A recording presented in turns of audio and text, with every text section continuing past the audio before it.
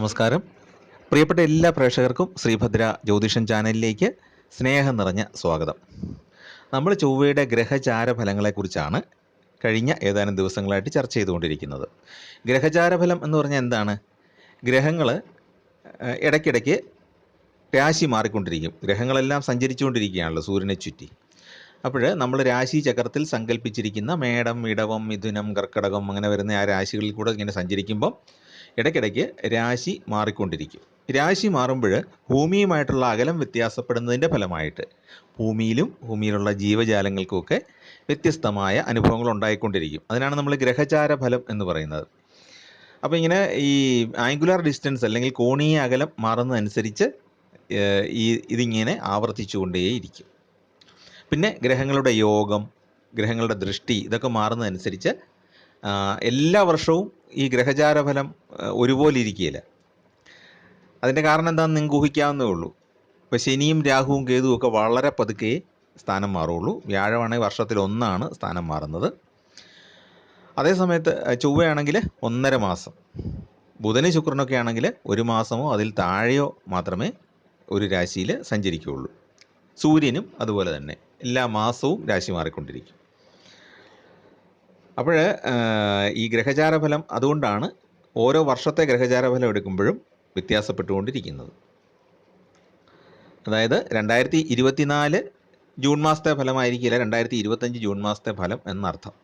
അതിങ്ങനെ നേരിയ വ്യത്യാസം മാറിക്കൊണ്ടിരിക്കും.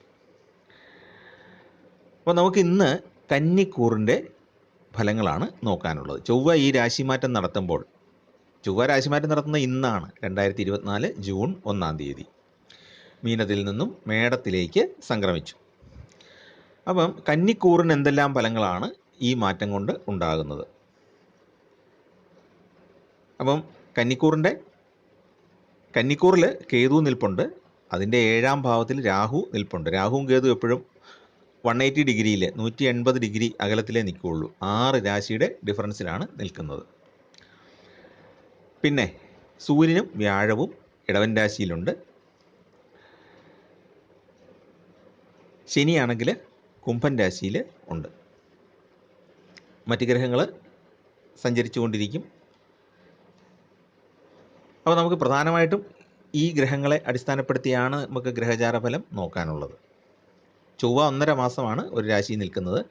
ഇത്തവണ മേടം രാശിയിൽ നിൽക്കുന്നത് 42 ദിവസമാണ്. 45 തികച്ചില്ല.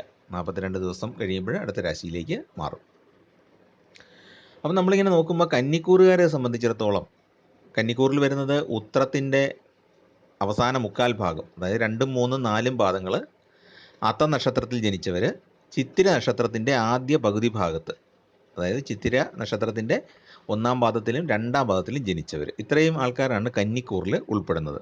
കന്നിക്കൂർ എന്ന് പറഞ്ഞാൽ നമ്മൾ ജനിച്ച സമയത്ത് ചന്ദ്രൻ നിൽക്കുന്നത് കന്നി രാശിയിലാണെങ്കിൽ നമ്മൾ കന്നിക്കൂറുകാരാണ്. അല്ലെങ്കിൽ ഉത്രത്തിൻ്റെ അവസാന ഭാഗത്തേക്കോ അല്ലെങ്കിൽ അത്ത നക്ഷത്രത്തിലോ ചിത്തിര നക്ഷത്രം തുടങ്ങിയ സമയത്തൊക്കെ ജനിക്കുന്നതെങ്കിൽ നമ്മൾ കന്നിക്കൂറുകാരായിരിക്കും.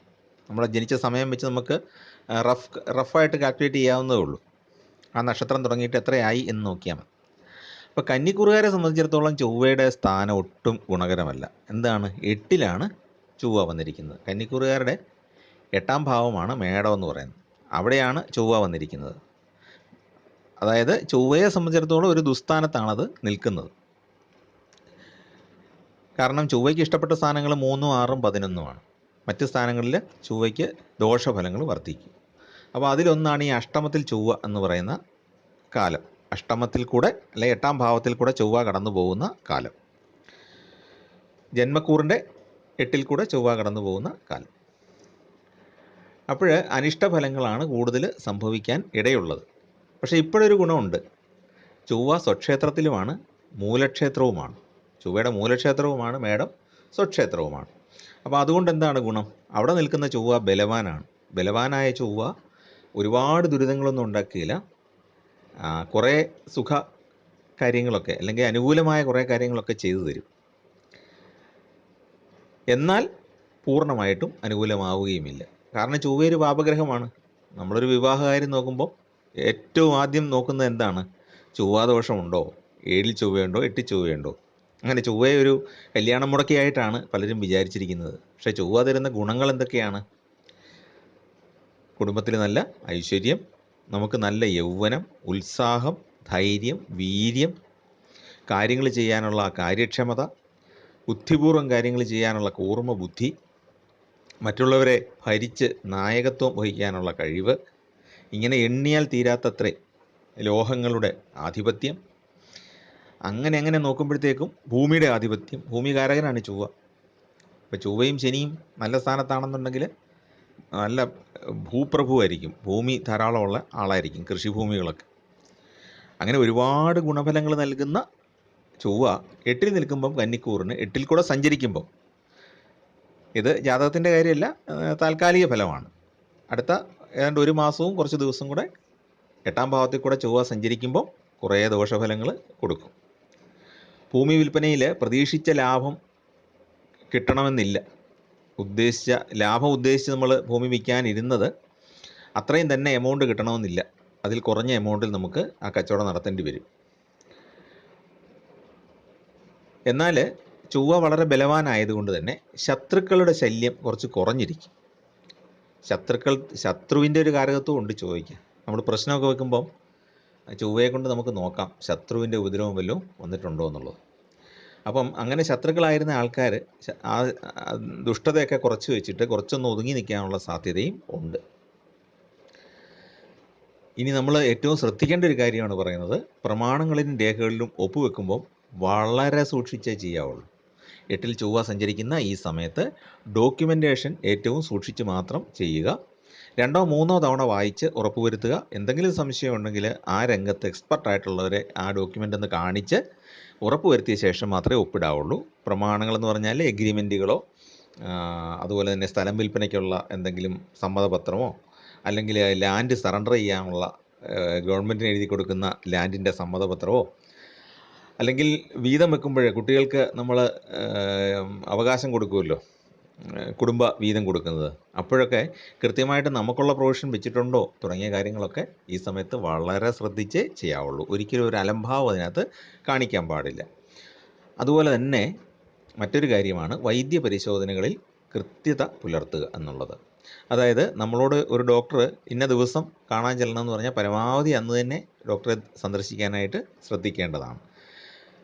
കാരണം ചൊവ്വ ദോഷസ്ഥാനത്ത് കൂടെ സഞ്ചരിക്കുമ്പോൾ ഇത്തരം ചില ദോഷങ്ങൾ നമ്മുടെ ശരീരത്തിനും മനസ്സിനും ഉണ്ടാക്കും. സാഹസകർമ്മങ്ങൾ ഈ സമയത്ത് ഒഴിവാക്കുന്നതാണ് നല്ലത്. അപ്പോൾ ദോഷഫലങ്ങൾ കൂടുതലായിരിക്കും, നമ്മുടെ വീര്യമൊക്കെ അല്പം കുറയും, എങ്കിലും ശത്രുശല്യം കുറയും എന്നുള്ളൊരു ഗുണവും ഉണ്ട്. അപ്പം ജോലിയിലൊക്കെ ഏർപ്പെട്ടിരിക്കുന്ന കന്നിക്കൂറുകാരെ സംബന്ധിച്ചിടത്തോളം വലിയ പ്രയാസങ്ങളില്ലാതെ കടന്നു പോകാം. ചെറിയ ചെറിയ സംഘർഷങ്ങളുമായിട്ട് കാലം അങ്ങ് കടന്നു പോകും.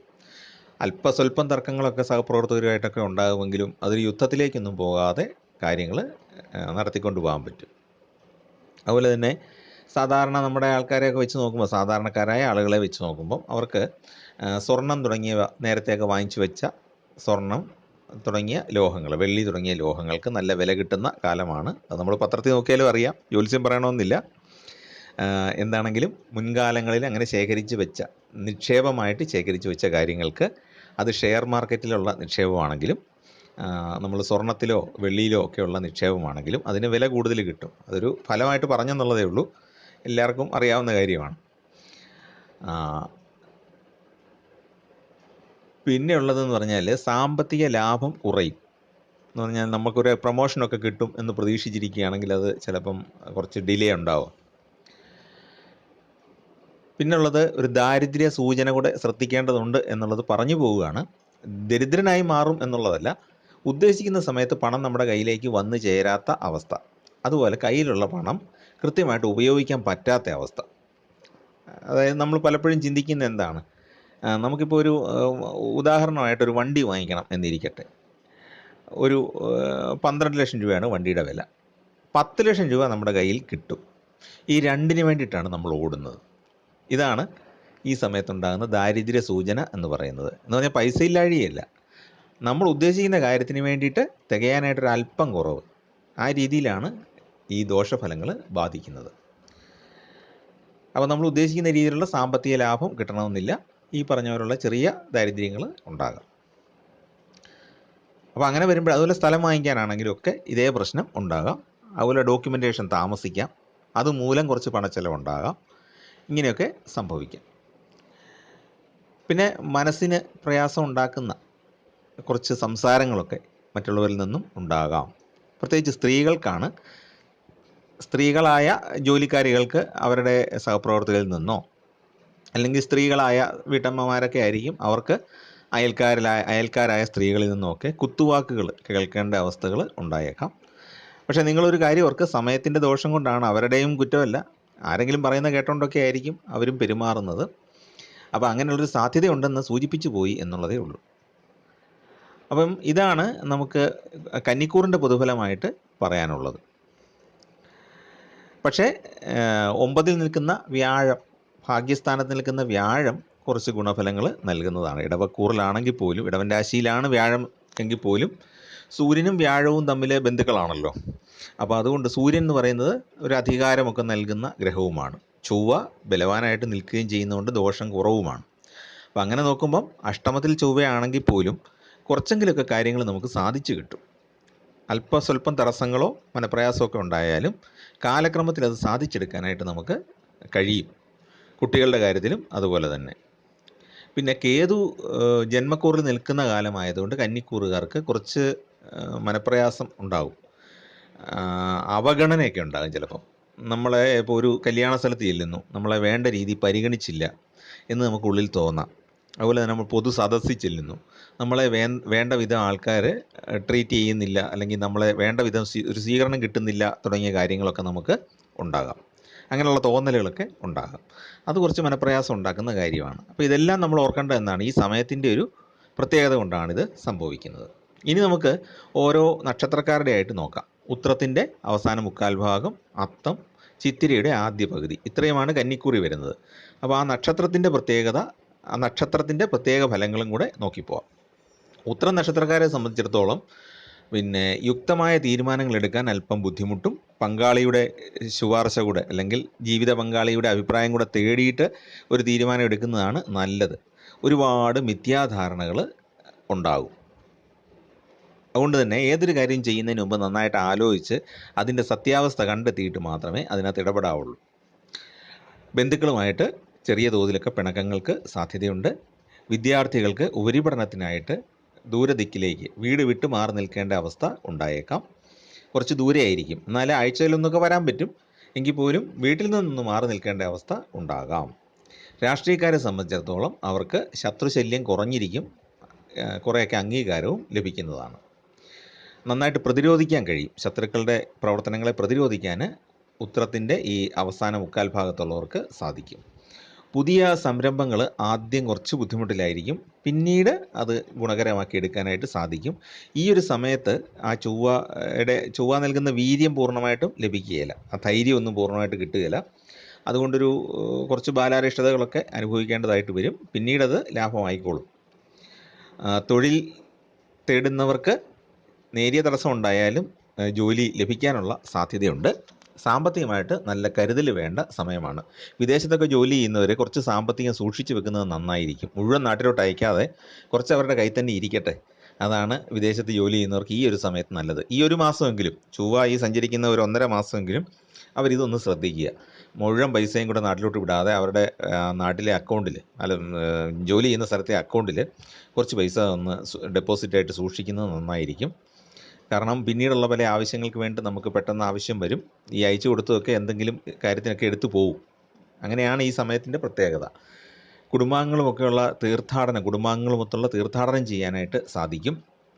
മക്കളുടെയൊക്കെ വിവാഹാലോചനകൾ കുറച്ചുകൂടെ നീണ്ടുപോകാനായിട്ട് സാധ്യതയുണ്ട്. ദാമ്പത്യത്തിൽ ചെറിയ അശാന്തികൾ സംഭവിച്ചേക്കാം. ദാമ്പത്യത്തിൽ നമ്മൾ പറയുന്ന പല വാക്കുകളും കുടുംബജീവിതത്തിൽ കല്ലുകടികൾ ഉണ്ടാക്കാനുള്ള സാധ്യതയുണ്ട്. അതായത് നമുക്ക് പിന്നെ വേണ്ടായിരുന്നു എന്നൊക്കെ തോന്നും, കുറച്ച് അലവസരങ്ങളൊക്കെ ഉണ്ടാകും, ഒരു ധാരണക്കുറവ് ഉണ്ടാകും. പിന്നീടത് മാറും. എങ്കിൽ പോലും ഈ ഒരു സമയത്ത് ദയവായിട്ട് നിങ്ങൾ അങ്ങോട്ടും ഇങ്ങോട്ടും വഴക്കുണ്ടാക്കുകയാണെങ്കിൽ പോലും നല്ല വാക്കുകൾ മാത്രം ഉപയോഗിക്കുക. കാരണം ഒരിക്കൽ വായിൽ നിന്ന് പോയ വാക്കും കയ്യിൽ നിന്ന് പോയ കല്ലും തിരിച്ചെടുക്കാൻ പറ്റില്ല എന്നാണ് പഴമക്കാർ പറയുന്നത്. അതുകൊണ്ട് ആ വാക്കുകളൊന്ന് സൂക്ഷിക്കുക. ഇതാണ് ഉത്ര നക്ഷത്രക്കാരുടെ പ്രത്യേക ഫലം എന്ന് പറയുന്നത്. ഇനി അത്തം നക്ഷത്രക്കാരുടെ ഫലം നോക്കുമ്പോൾ സ്വന്തം ഇഷ്ടങ്ങൾക്ക് വേണ്ടി മറ്റുള്ളവരെ തള്ളിപ്പറയുന്ന ഒരു പ്രവണത അവർക്ക് ഉണ്ടാകാം. അതായത് തൻ്റെ കാര്യം നോക്കി താൻ അങ്ങ് പോകുന്ന ഒരു പരിപാടി. അപ്പോൾ ഈ കൂട്ടുകൂടിയൊക്കെ ഒന്നിച്ച് പോകുമ്പോഴേ നമ്മൾ നമ്മുടെ കാര്യം നോക്കി പോയി കഴിഞ്ഞാൽ മറ്റവർക്ക് ഭയങ്കര ഹർട്ടിങ് ആയിരിക്കും, അവർക്ക് മുറിവേൽക്കും മനസ്സിന്. പിന്നെ അത് തിരുത്താനൊക്കെ പോയാൽ വലിയ ബുദ്ധിമുട്ടാണ്. അതുകൊണ്ട് ദയവായിട്ട് നിങ്ങൾ ഒന്നിച്ചു പോവുക. ആ കൂട്ടുകാരെ ഒന്നും തള്ളിപ്പറയാതെ, സ്വാർത്ഥതയ്ക്ക് വേണ്ടി പോകാതെ നമ്മൾ സ്നേഹപൂർവ്വം എല്ലാവരുമായിട്ടൊരു സ്നേഹത്തോടെ മുന്നോട്ട് പോവുക. അനാവശ്യ ചിന്തകൾ ഒഴിവാക്കുക. ടെൻഷൻ അടിക്കേണ്ട കാര്യമൊന്നുമില്ല. ഇത് കുറച്ച് താൽക്കാലികമായൊരു ഫലം മാത്രമാണ്. കുറച്ച് സമ്മർദ്ദം ഉണ്ടാകും. ചൊവ്വ 8-ൽ സഞ്ചരിക്കുമ്പോൾ മനസ്സിന് കുറച്ച് സമ്മർദ്ദം ഉണ്ടാകും, ആരോഗ്യപരമായ കുറച്ച് സമ്മർദ്ദങ്ങളുണ്ടാകും. എന്ന് വിചാരിച്ച് അതിനുവേണ്ടി ഡിപ്രഷൻ അടിക്കേണ്ട ഒരു കാര്യമില്ല. ഇത് മാറിക്കോളും. യുക്തിപൂർവമായ ഇടപെടലുകൾ നമുക്ക് അപമാനങ്ങൾ ഒഴിവാക്കാൻ ഉപകരിക്കും. പല പല മിഥ്യാധാരണകൾ വെച്ച് പുലർത്തുകയും അതൊന്നും നടക്കാതെ വരുമ്പോഴത്തേക്കും ദേഷ്യം വരികയും ചെയ്യും. നമ്മൾ പലപ്പോഴും പല കാര്യങ്ങളും നമ്മളെക്കൊണ്ട് സാധിക്കും എന്നൊക്കെ പറഞ്ഞ് എടുത്ത് ചാടും. അതൊന്നും സാധിക്കാതെ വരുമ്പോൾ ദേഷ്യം വരും. മറ്റുള്ളവരല്ല ശരിക്കും പറഞ്ഞാൽ ഉത്തരവാദി, നിങ്ങൾ തന്നെയാണ്. അപ്പോൾ അതൊക്കെ ഒന്ന് മനസ്സിലാക്കുക. പിന്നെ രക്തസമ്മർദ്ദം വർദ്ധിക്കാൻ സാധ്യതയുണ്ട്. കരൾ രോഗങ്ങളും മൂത്രാശയ രോഗങ്ങളും ഉള്ളവർ കൃത്യമായ ചികിത്സ തേടണം. പറയുന്ന ഡേറ്റിൽ തന്നെ ഡോക്ടറെ പോയി കാണണം. കന്നിക്കൂറിൻ്റെ പൊതുഫലമാണ് നേരത്തെ പറഞ്ഞല്ലോ. ആരോഗ്യ പ്രശ്നങ്ങൾ ഉണ്ടാകുമ്പം അപ്പം തന്നെ ചികിത്സിക്കാനായിട്ട് ശ്രദ്ധിക്കുക.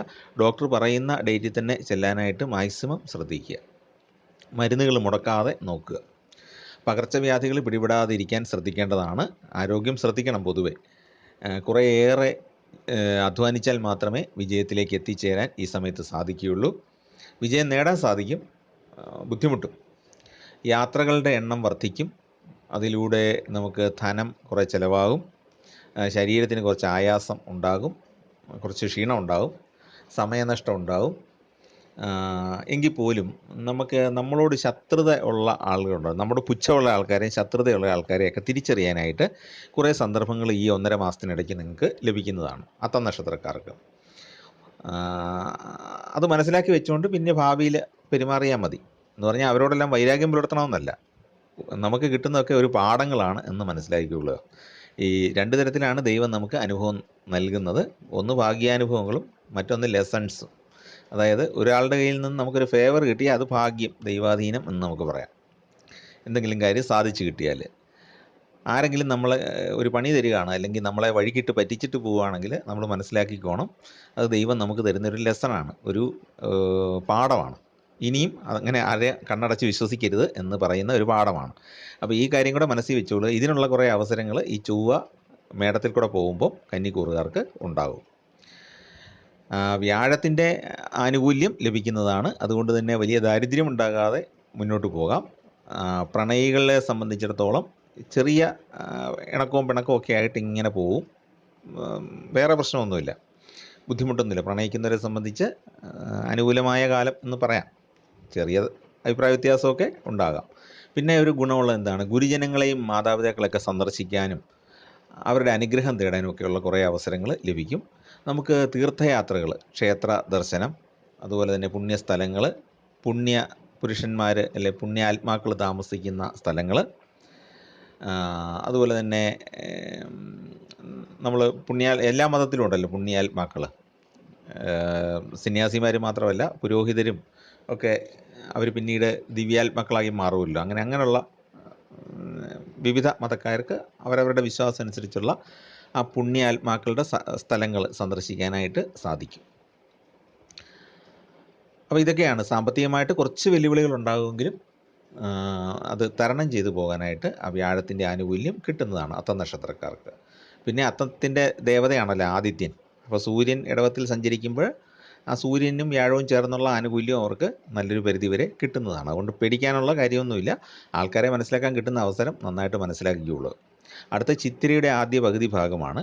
ചിത്തിരക്കാരെ സംബന്ധിച്ചിടത്തോളം അസൂയാലുക്കളുടെ ഒരു കുപ്രചരണം അവർക്കെതിരെ ഉണ്ടാകാം.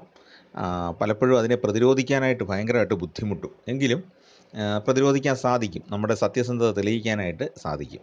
എന്നാലും നമ്മളെപ്പറ്റി എന്തെങ്കിലുമൊക്കെ പറയും. ഭൂമി ക്രയവിക്രയങ്ങൾ നടത്തുമ്പോൾ സൂക്ഷിക്കേണ്ടതാണ്. വളരെ ശ്രദ്ധിച്ച് ചെയ്താൽ മറ്റ് 2 നക്ഷത്രക്കാരെക്കാളും അല്പം കൂടെ ലാഭം ഉണ്ടാക്കാൻ ചിത്തിര നക്ഷത്രക്കാർക്ക് സാധിക്കും. അധിക ചെലവ് ഉണ്ടാകും. അത് നിയന്ത്രിക്കാനായിട്ട് ശ്രദ്ധിക്കണം. ഇല്ലെങ്കിൽ സാമ്പത്തിക ബുദ്ധിമുട്ടിലേക്ക് എത്തിച്ചേരും. പിന്നെ മാതാപിതാക്കളുടെ ആനുകൂല്യം ലഭിക്കുന്നതാണ്. മാതാപിതാക്കളിൽ നിന്നും ധനമായിട്ടോ ഉപദേശമായിട്ടോ നിർദ്ദേശമായിട്ടോ ഒക്കെ ആനുകൂല്യങ്ങൾ ലഭിക്കുന്നതാണ്. അതുപോലെ നമ്മുടെ കുട്ടികളെയൊക്കെ അവർ കൂടെ ചേർന്ന് പരിചരിക്കാനായിട്ട് ഉള്ള അവസരങ്ങൾ ഉണ്ടാകും. പൊതുവെ നോക്കുമ്പോൾ ചിത്തിര നക്ഷത്രക്കാരെ സംബന്ധിച്ചിടത്തോളം ചൊവ്വയുടെ രാശിമാറ്റം ഈ അത്തം നക്ഷത്രക്കാരെക്കാളും ഉത്രം നക്ഷത്രക്കാരെക്കാളും കുറച്ചുകൂടെ പോസിറ്റീവാണ് ചിത്തിര നക്ഷത്രക്കാർക്ക്. കർമ്മരംഗത്ത് അനുകൂലമായ കുറേ മാറ്റങ്ങൾ ഉണ്ടാകും. ദാമ്പത്യ ജീവിതത്തിൽ വലിയ പ്രശ്നങ്ങളില്ലാതെ ഒരു നല്ലൊരു പരിധിവരെ സ്വസ്ഥമായിട്ട് മുന്നോട്ട് പോകാനായിട്ട് സാധിക്കും. വിദേശത്ത് ജോലി ആഗ്രഹിക്കുന്ന ചിത്തിര നക്ഷത്രക്കാർക്ക് അത് ലഭിക്കാനുള്ള യോഗം ഉണ്ട്. വിദേശത്ത് പോയി പഠിക്കാൻ ആഗ്രഹിക്കുന്നവർക്കും സാധിക്കും. സ്വാശ്രയമായിട്ട് ചെയ്യുന്ന കാര്യങ്ങൾ, അതായത് അവനവൻ തന്നെ എൻ്റർപ്രണർഷിപ്പ് എന്ന് നമ്മൾ പറയുന്ന കാര്യങ്ങളുണ്ടല്ലോ, തന്നെത്താൻ തുടങ്ങുന്നത്, അതായത് സെൽഫ് എംപ്ലോയ്മെൻ്റ് ആകാം, അല്ലെങ്കിൽ നമ്മൾ സ്വയം തുടങ്ങുന്ന ഒരു പ്രസ്ഥാനമാകാം, ഒരു ബിസിനസ് ആകാം, എന്താണെങ്കിലും അത് വിജയിപ്പിക്കാനായിട്ട് സാധിക്കും. അതിൽ നിന്ന് ആദായം കിട്ടും. പിന്നെ നേരത്തെ എടുത്ത ഷെയർ, ആഭരണങ്ങളൊക്കെ വാങ്ങിച്ചു വെച്ചിട്ടുണ്ടെങ്കിൽ അതിനൊക്കെ വില കൂടും. അതിൽ നിന്ന് ലാഭം ഉണ്ടാകും. ഉദ്യോഗസ്ഥരെ സംബന്ധിച്ചിടത്തോളം അല്പം അഭിപ്രായ വ്യത്യാസങ്ങളൊക്കെ ജോലിസ്ഥലത്ത് ഉണ്ടാകുമെങ്കിൽ പോലും മറ്റ് അവസ്ഥകൾ വെച്ച് നോക്കുമ്പോൾ സ്വസ്ഥത തന്നെയാണ്. കാരണം നമ്മളെ ബാധിക്കുന്ന, വലിയ ആഴത്തിൽ ബാധിക്കുന്ന പ്രശ്നങ്ങളൊന്നും ഇല്ലാതെ ഈ 1.5 മാസം കടന്നു പോകാൻ സാധിക്കും. ഭൂമി വിൽപ്പനയിലെ തടസ്സങ്ങൾ നല്ലൊരു പരിധിവരെ മാറി നിൽക്കും. ഭൂമി വിൽപ്പന പരമാവധി ലാഭകരമായിട്ട് ചെയ്യാനായിട്ട് സാധിക്കും.